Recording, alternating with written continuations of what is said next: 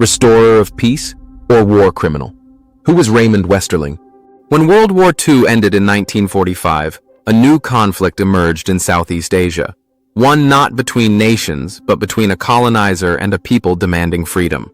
Indonesia declared independence on August 17, 1945, following Japan's surrender. But the Dutch, who had ruled the archipelago for over 3 centuries, were not ready to let go.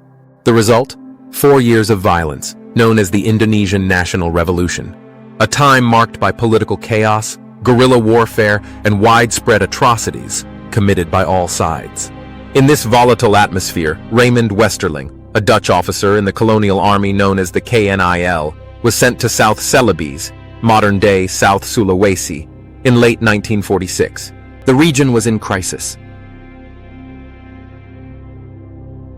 Pro-independence militias had gained ground, and reports of violence against civilians, especially against the Indo-European community and local pro-Dutch groups, were widespread. Westerling's mission was to restore order, but his methods would spark one of the most enduring controversies in Dutch-Indonesian history. He implemented what he called a counter-terror campaign.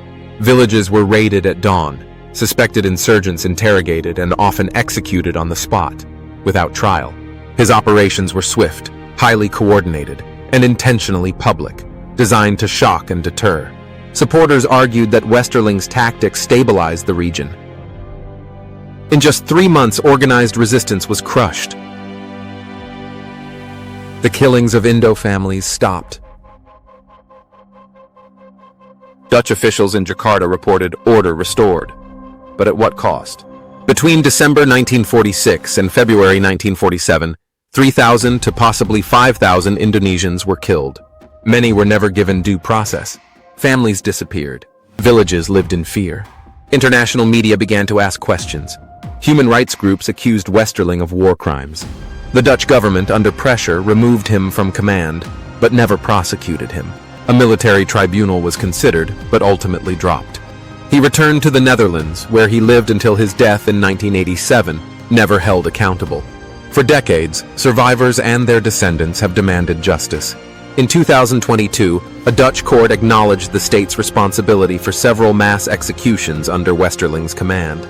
It was a symbolic gesture, too late for most, but important nonetheless. So who was Raymond Westerling? A military strategist trying to prevent further bloodshed? Or a commander who crossed ethical boundaries in the name of empire? It depends on who you ask. To some Dutch veterans, he is remembered as a man who brought peace in an impossible situation. To many Indonesians, he remains a symbol of colonial brutality. What is clear is that this story, like many in post-colonial history, is complex. There are no easy heroes, no simple villains.